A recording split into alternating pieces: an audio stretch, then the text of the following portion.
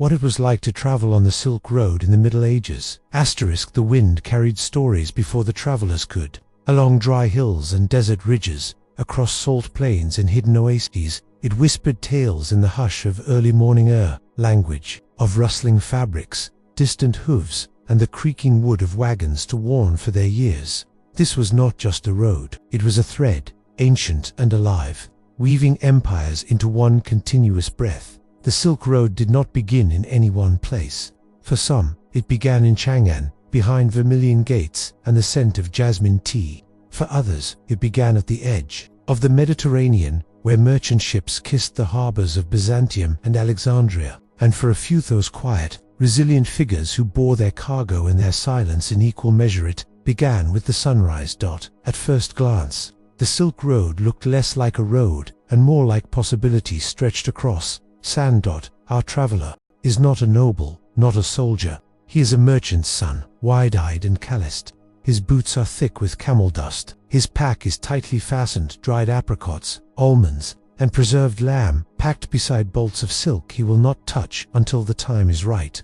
He knows this road only in pieces, in stories whispered by his father over steam bowls and quiet warnings from passing monks. He walks beside a small caravan to camels, 3 men, and a hired guide who claims he's seen the sun rise on every empire between Samarkand and Kashgar. There is no map, only stars. The morning air smells of saffron and sweat.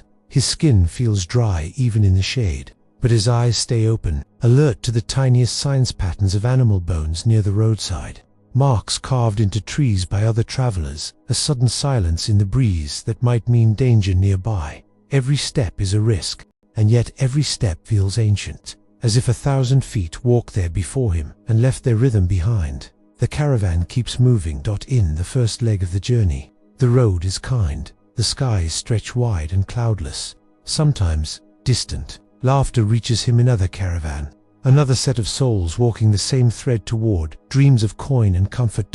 At night, the fire is low. They eat in silence. No one speaks much on the Silk Road unless they must.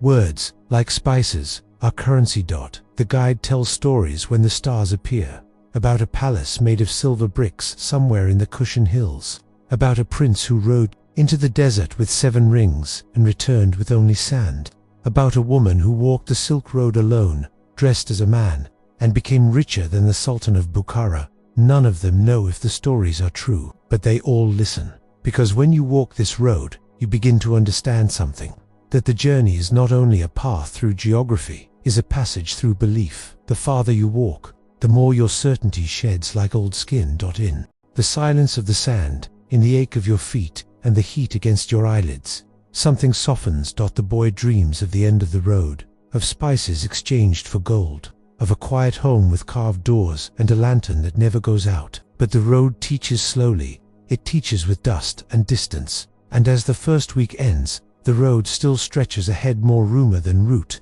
more prayer than path. He walks on, not because he must, but because the Silk Road does not release those who hear its call into the dustlands of Samarkand. Second week brings silence of a different kind. The sound of birds fades, the brush of wind becomes a dry whistle in the ear, and the horizon, once curved and golden, flattens into a line that seems to have no beginning and no end. The road no longer feels like a path through the world. It feels like a thread strung across the emptiness of time itself. Samarkand is still days away, but the land has begun to change in preparation for it. The sand becomes finer, redder. It clings to the skin like memory. Even the sun, which once rose gently, now blazes with the impatience of fire. Every morning, the traveler wakes with salt on his lips, not from the sea, but from his own body turning itself into dust. The camels walk slower now, their breath deep and rhythmic like old drums. The men wrap their faces tighter, their eyes becoming the only visible part of who they are. They look less like merchants and more like shadows stitched to the land. Water is rationed carefully. The boy counts each drop as if it were coin. But still, there is wonder. At midday, they stop at a caravanserai, a stone compound, walled and weathered, where travelers gather like drifting seeds on the wind. Within its walls, there is life, laughter, curses, spices, traded for stories. One man carries lapis lazuli mined from a mountain that no longer has a name. Another a woman dressed in black silk, sells scrolls that claim to contain forgotten proverbs of Zoroaster.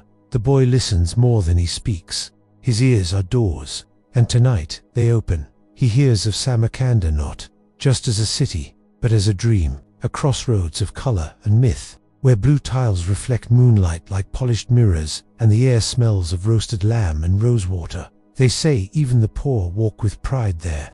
Even silence carries weight. But before they reach it, they must pass through the dustlands. The dustlands are not marked on any map. They begin with a single gust of wind too strong to ignore, and end only when you've forgotten what the color green looks like. Here, the heat does not just press, it whispers. It speaks to each traveler with different voices. To the guide, it sounds like the call of jackals in the night, reminding him of paths lost long ago. To the merchant, it sounds like the counting of coins, and to the boy, it sounds like home. Not the home he came from, but the one he hasn't reached yet. He begins to understand something the older travelers know but do not say, that this road does not reward strength, it rewards surrender. Those who fight it are broken, but those who listen, who walk with the rhythm of heat and shadow, they find a kind of peace that cannot be bought. One night, while the others sleep, he climbs a small dune and sits alone. Beneath the sky, the stars are so sharp they look like they could cut the earth in two. In the quiet, he takes out a single strip of silk from his pack.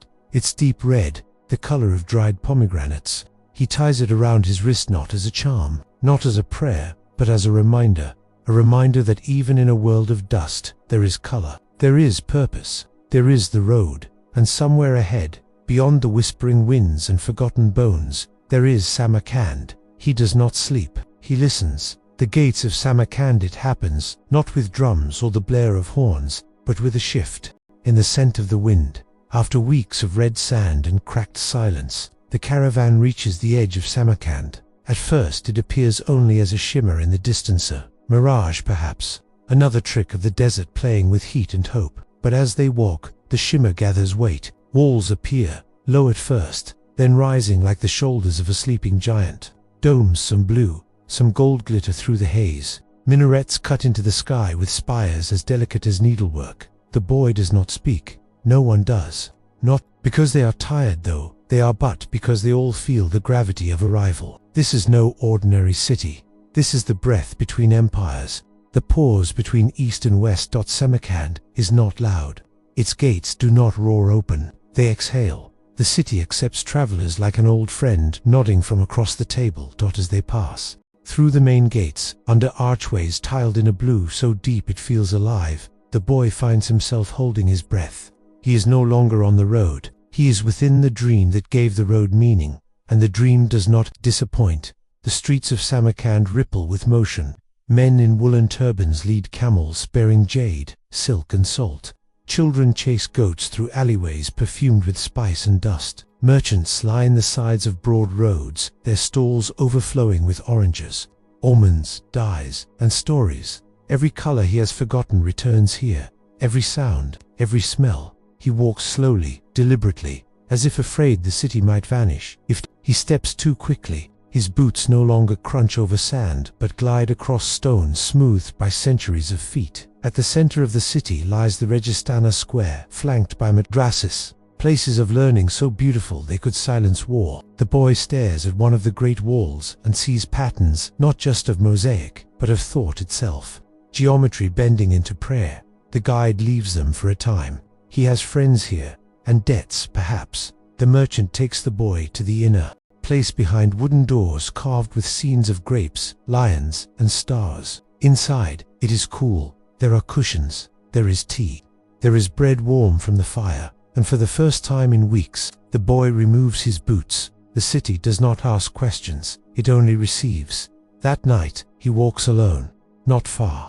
Just enough to feel the pulse of Samarkand. At night, he sees a woman selling painted glass, her hands stained with the colors of her craft. He sees an old man carving alphabets into bone scripts from places the boy cannot yet name. He sees a group of Sufi dancers spinning slowly in the moonlight, their robes fanning like petals in bloom. And in that moment, he understands why the Silk Road exists. Not just to move goods, not just to grow empires, but to carry wonder from one heart to another. to let those born by the sea feel the breath of the desert, to let the child of mountains taste saffron. Samarkand's not a destination. It is a communion. In the morning, he will help sell the silk. The merchant has already negotiated a fair price. The boy will count coins he's never seen before, etched with unfamiliar kings and stars. But tonight, he sleeps on a rooftop under a sky that feels closer than it ever has. And the dream does not disappoint. The streets of Samarkand ripple with motion. Men in woolen turbans lead camels bearing jade, silk and salt. Children chase goats through alleyways perfumed with spice and dust. Merchants line the sides of broad roads, their stalls overflowing with oranges, almonds, dyes, and stories. Every color he has forgotten returns here. Every sound, every smell. He walks slowly, deliberately, as if afraid the city might vanish if he steps too quickly. His boots no longer crunch over sand but glide across stone smoothed by centuries of feet. At the center of the city lies the Registana Square, flanked by madrasas, places of learning so beautiful they could silence war. The boy stares at one of the great walls and sees patterns not just of mosaic, but of thought itself. Geometry bending into prayer. The guide leaves them for a time. He has friends here, and debts perhaps. The merchant takes the boy to the inner place behind wooden doors carved with scenes of grapes, lions, and stars. Inside, it is cool. There are cushions. There is tea. There is bread warm from the fire. And for the first time in weeks, the boy removes his boots. The city does not ask questions. It only receives. That night, he walks alone not far. Just enough to feel the pulse of Samarkand at night. He sees a woman selling painted glass, her hands stained with the colors of her craft. He sees an old man carving alphabets into bone scripts from places the boy cannot yet name. He sees a group of Sufi dancers spinning slowly in the moonlight, their robes fanning like petals in bloom. And in that moment, he understands why the Silk Road exists, not just to move goods, not just to grow empires, but to carry wonder from one heart to another, to let those born by the sea feel the breath of the desert, to let the child of mountains taste saffron. Samarkand is not a destination, it is a communion. In the morning, he will help sell the silk. The merchant has already negotiated a fair price. The boy will count coins he's never seen before, etched with unfamiliar kings and stars. But tonight, he sleeps on a rooftop under a sky that feels closer than it ever has. He dreams not of home, not anymore. He dreams of every city yet to come, and the road that connects them, the dangers between cities. No map captures the silence between cities. Between Samarkand and the next outpost, the road unravels into a land that no merchant dares to name with certainty. It is not just distance that lies ahead, it is uncertainty made flesh. A stretch of road where laws fade and stories sharpen, where warnings walk faster than the wind. The merchant has seen this route before, but even he walks differently now. He checks the wheels of his cart twice instead of once. He tightens the ties on his sacks of silk with fingers that have learned how quickly loose knots become lost fortunes before they leave. A man at the caravanserai whispers, "Ride fast through the valley with the black rocks. No torches." Numbered, shouting, and never stop for a stranger who doesn't speak. The merchant nods. The boy listens. They leave Samarkand behind with less ceremony than they entered. Cities are like ports, welcoming but not possessive. The road belongs to no one, and it claims everything. 3 days pass in relative quiet. The boy watches the sun trace slow spirals through a sky that never seems to change. He begins to learn the small signs of the road, the way birds disappear when jackals draw near, the way sand hardens before a storm, the way men become terse before a pass known for bandits. There are no armies here, only reputation. And reputation, on the Silk Road, is a kind of invisible armor. But armor does not stop all wounds. On the 5th night, just before dusk, they see it. A plume of dust, too thick, too sudden, to be wind alone. The merchant curses in a tongue the boy doesn't know. The guide turns their animals sharply eastward, off the known road and into a narrow gully where thornbrush scratches the side of the carts. Like fingernails on wood, they wait. The boy is told not to speak. Even the camels are trained to kneel without complaint. Then, faintly, hoofbeats, not the heavy sound of trade animals. Lighter, faster, armed. The riders pass overhead. The boy catches only glimpses, shadows against a fading sky. Their horses have bells on the reins, not for music, but for fear. The bells tell the night someone dangerous is near. After they are gone, the boy exhales. He hadn't known he was holding his breath. The merchant whispers, "They don't kill everyone, just enough to be remembered." The road is ancient, but memory is its oldest inhabitant. They camp only when absolutely safe, and safety here is not a matter of walls, but of instincts. The boy begins to sleep differently, one ear open, one eye half awake. He dreams not of cities, but of absence, empty camps, missing voices, the echo of a warning too late. But the road teaches as much through fear as through beauty. On the seventh day, they pass a group of monks, quiet men in saffron robes, walking barefoot, carrying bowls and books wrapped in cloth. They smile. They say nothing. The merchant bows slightly. The boy watches the monks disappear into the dust behind them, like ghosts too gentle for this land. Then, after 10 days, the next city appears, not grand like Samarkand, but sturdy. Its walls are thick, its towers low and watchful. A city made for survival, not splendor. Inside, the markets are smaller, the voices more clipped, but the tea is still warm, the bread still soft. The road has bruised them, yes, but it has not broken them. That night, the boy writes in the dirt beside the fire. Not words, just shapes, spirals, paths. He draws the road as he remembers it, not straight, but living, breathing. And he knows now, the space between cities is not a gap, it is a forge. It burns the weak illusions away, and tempers those who remain. Caravan of languages. There are words the boy has never heard before. Some rise like smoke, soft, curling syllables that drift past without asking to be understood. Others strike like flint-sharp consonants, hard pauses, and guttural tones that demand attention, even if they offer no meaning.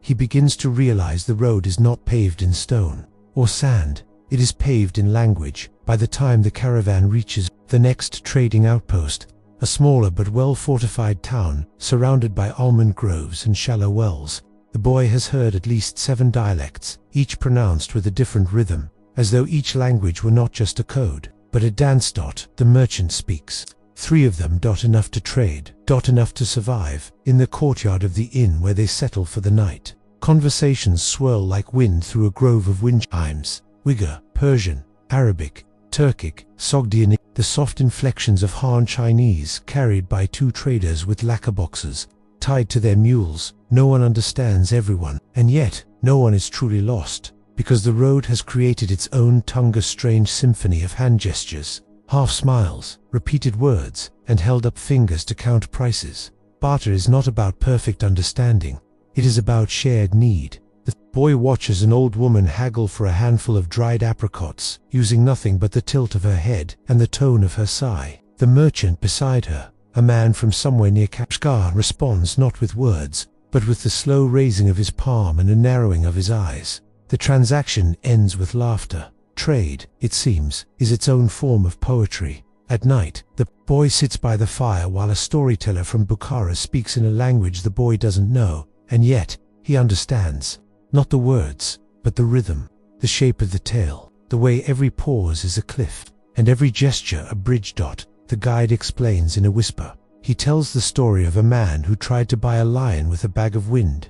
The boy doesn't ask for more details, he simply smiles. On the Silk Road, stories travel better than facts. In the days that follow, the caravan joins with another, 2 more carts, 5 more camels, 1 woman who speaks a dialect no one in their group understands, and a young man who translates between Persian and Greek with the ease of someone who has known borders since birth. Suddenly, the nights are louder, the fires larger, and the laughter longer. The boy learns to say thank you in 4 new ways. He learns that 1 word for friend also means guest. He begins to keep a list, carved into a thin piece of bark with a needle.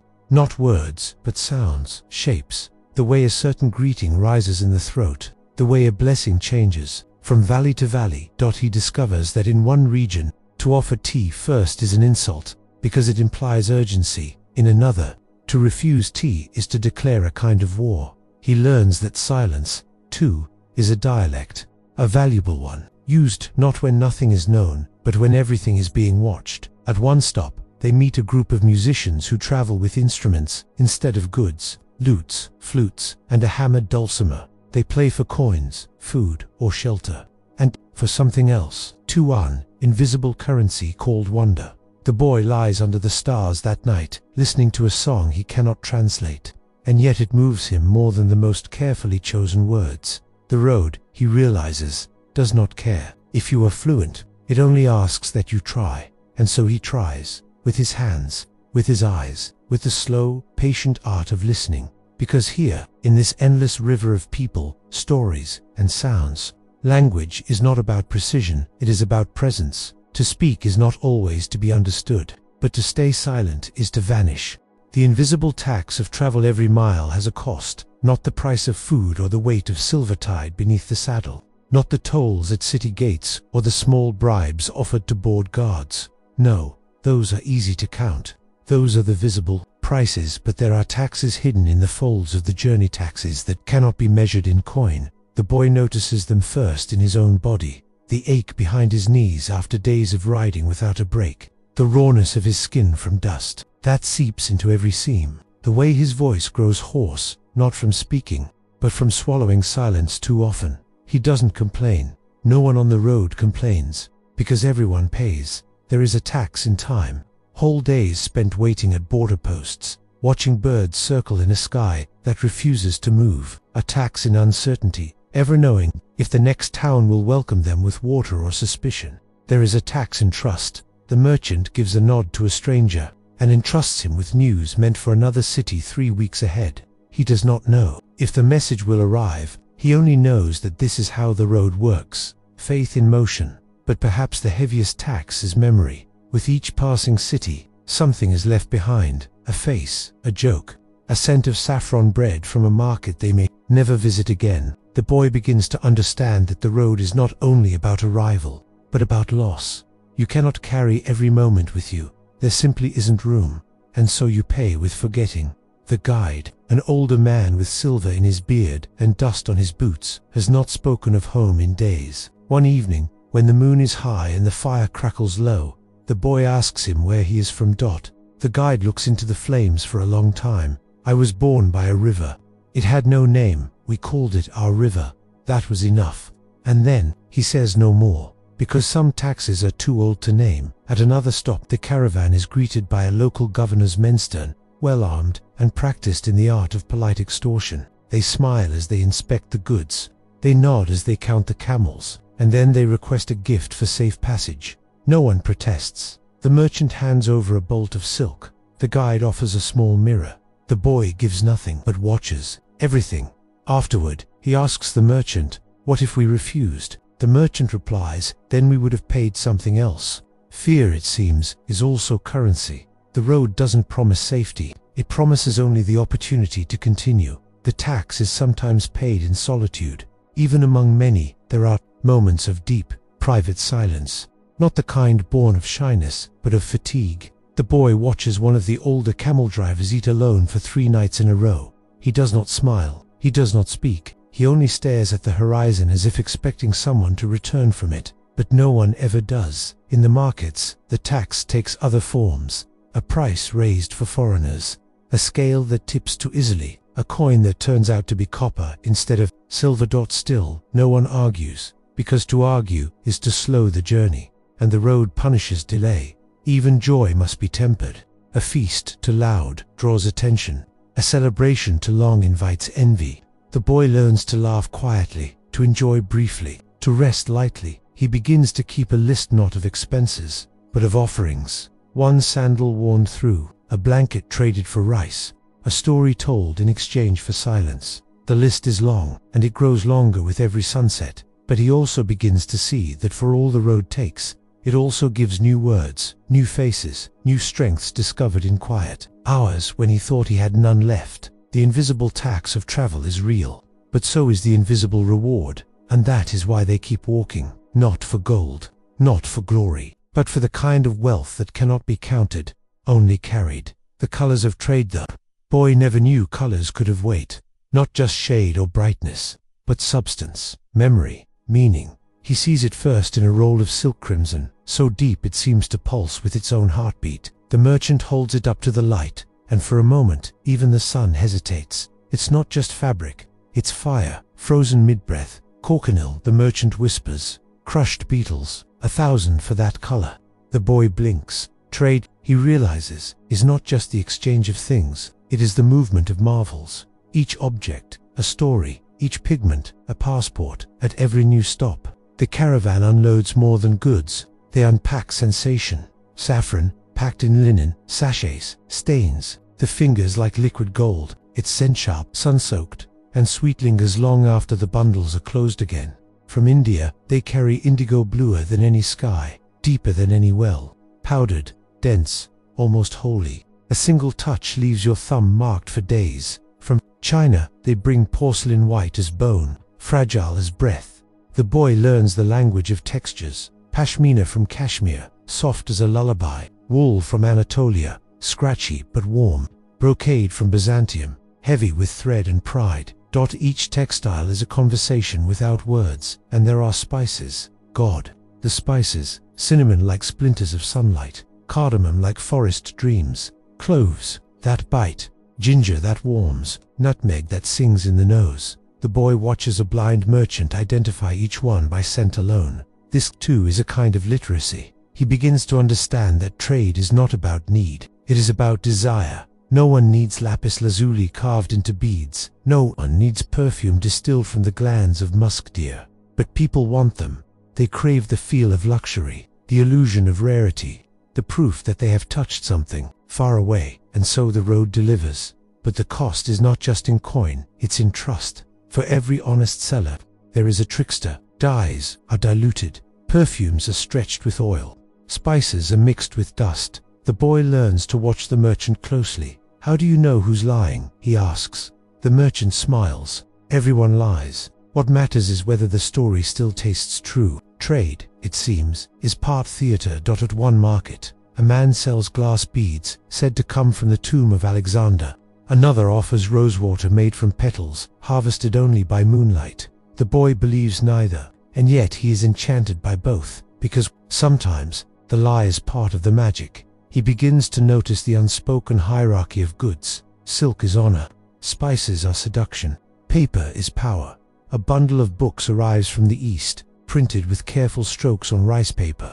A monk in the caravan guards it with a fierceness that no weapon could match. These, he says, are more dangerous than swords. The boy asks why. The monk replies, because ideas are harder to bury. That night, as the fire crackles and the camels groan in their sleep, the boy dreams not of home but of color, not of comfort but of curiosity. He dreams of a red so vibrant it hums, a blue so endless it swallows sky, a scent so ancient it carries whispers. The road has changed him, not in body, but in palate. He now sees the world in shades no one at home would name. He carries no gold, but he is richer, because he has learned that trade is not about survival, it is about wonder. And every parcel unwrapped beneath an open sky is a reminder. The world is larger than any map. Storms, sand, and stolen hours, some dangers where no face, no blade, no growl, no sudden flash of hostility. Just air that thickens,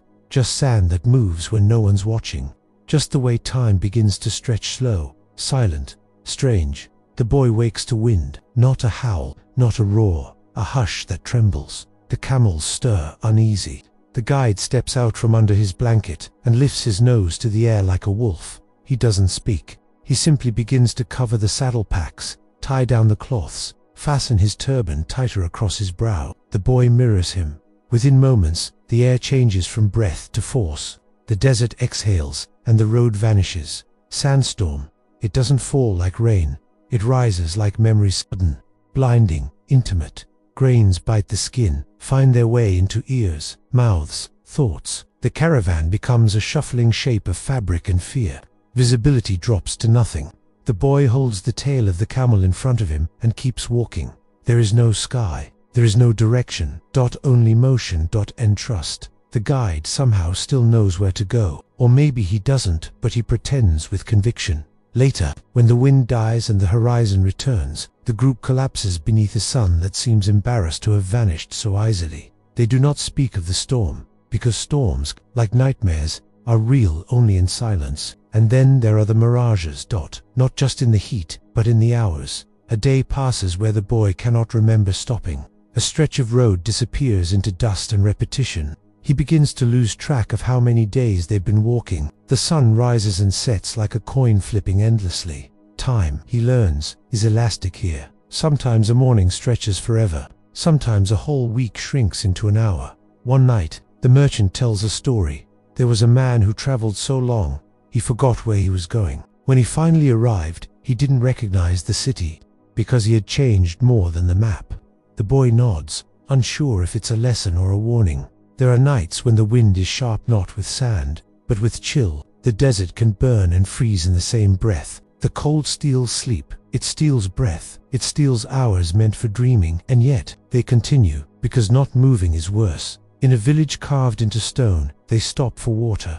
An old woman sells clay jars filled with well water. She has only 3 teeth and eyes like scorched almonds. She looks at the boy and says, "Even mountains walk. They just do it slowly." He thinks about that for days, because even when they're not moving, something is. Their thoughts, their fears, their hunger. Storms are not always outside. Sometimes they come from within. Doubt, fatigue, homesickness. That the boy begins to miss things he never noticed before. Cells, like the creak of the door at home, the splash of a neighbor's bucket. He misses the way his sister hummed nonsense while cooking. He misses things he once found boring. That is another tax the road demands. But there are gifts, too. He learns the rhythm of camel steps, the shape of footprints after wind, the angle of stars when the world is turning away from sleep. He learns silence, not the awkward kind, but the full, holy kind. And in that silence, he discovers something strange. Stillness inside motion, peace inside storm. The desert, it seems, does not wish to kill. It only wants to be respected. And so they walk, eyes half shut, scarves drawn, boaties aching, storms, through sand, through hours that do not belong to clocks. And when the sun rises again, the boy sees it not just as light, but as proof. They are still here, still moving, still learning how to vanish and return like dust, like wind, like stories whispered under stars. Cities made of smoke and stone. The desert ends, not with silence but with sound. A sound that grows faintly at first, like wind playing with metal, like distant laughter echoing through a canyon. It is the sound of a city, but not just any city. A city born of trade and song, of fatigue and fortune, of promises made beneath lanterns. They arrive at dusk. That the boy sees the gates before anything else stall, patterned and carved with verses and languages he cannot yet read. Above the gates, guards in deep red tunics, watchful but not unkind. And then, as they pass through the walls, the city blooms. Smells hit first: cardamom, smoke, sweat, spice. Incense coils like ghosts around rooftops. Bread bakes in open ovens, sweetened with dates. Lamb roasts slowly beside stalls of dried apricots and almonds. It is overwhelming but gentle, like waking from a dream you didn't know you were having. The merchant smiles for the first time in days. "Bukhara," he says. "She smells the same, always." The boy doesn't speak. He's watching. Children chase each other with scarves that flap like birds. A man sits cross-legged beside a fountain, painting verses with a brush so fine it looks like a strand of hair. A woman in blue silk carries a basket of limes, her eyes lined in dark coal. Everything here moves with intention. Even the pigeons look wise. They make camp inside a caravanserai, an ancient stone inn built around a central courtyard. The rooms are arched and cool. Merchants from Persia, China, and the Far West share tea, share stories, share space. The boy listens. One man tells of a city where windows are made of seashells. Another speaks of a place where rain never falls, but dew is harvested before sunrise. Here, history is not written, it is spoken, and traded like silk. In the market, colors erupt. Cushions dyed in saffron and indigo, rugs that tell stories in thread, jewelry made from meteorite stone, perfume in bottles shaped like birds, music played on instruments the boy has never seen, strings that cry, drums that whisper. A man juggles fire, another swallows swords. But the real magic is in the rhythm of the people. Deals are struck with nods. Gossip flies faster than coins. Smiles hide both kindness and cunning. The merchant takes the boy through the main street, where temples sit beside mosques, and travelers of every shade and tongue mingle without surprise. "This is the center of the world," he says. not because it is the biggest, but because it is where opposites meet. That night, they are invited to a wedding feast. The boy has never seen so much food. Roasted birds stuffed with spices, rice layered with lamb and raisins, pomegranates cut open like rubies, and sweets so many sweets shaped like stars and moons. Dancers move with silks that float.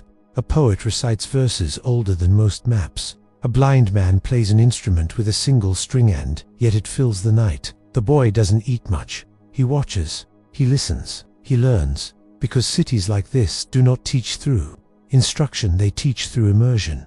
The stone walls whisper of past sieges. The tiles remember feet from 100 lands. The lanterns carry stories caught in flame, and when he finally falls asleep, it is not from exhaustion but fullness, full of images, of names, of sounds that will take a lifetime to forget. And just before sleep takes him, he understands something. The road may connect the cities, but it is the cities that make the road worth taking. Where maps end and memory begins, they leave the city at dawn. Not because the city has emptied them, but because it has filled them too much. The road calls again, quiet but certain, like the trailing note of a flute played far away. The boy looks back only once. Bukhara shimmers behind him, not like a place but like a dream remembered. Its spires are swallowed by morning haze. Its streets vanish into the pages of memory. The road stretches on, but something has changed. It is no longer unknown. It is no longer frightening. It is familiar not in geography, but in rhythm. The boy walks now with quiet confidence. He knows how to tighten a saddle. He knows which bird calls mean water is near. He knows how to smile with his eyes when words fall short in a new dialect. He knows that stories are the only true compass. One evening, they stop beside a river. The merchant sets up camp, but the boy wanders. Drawn by the sound of water over stone, he finds an old man sitting beneath a tree, feet in the stream. The man nods as if he's been waiting. They sit in silence. Then the man says, "You've walked far, haven't you?" The boy nods. "Do you know why travelers like you are never the same when they return?" The boy shakes his head. The man gestures to the water. "This stream touches many lands, but it never holds the same shape. You are like that now. You've touched places, and they've touched you back." The boy does not respond, but something inside him does. Later that night, beneath a sky filled with stars that no longer seem so distant, the boy unrolls the map he's been carrying. It is worn now, creased and faded, marked with charcoal where they took detours, smudged with oil where he ate too close to it. But it is more beautiful than it was, because now it has story in its stains. He traces the lines with his fingers, whispering names he can finally pronounce. Samarkand, Kashgar, Herat, Dunhuang.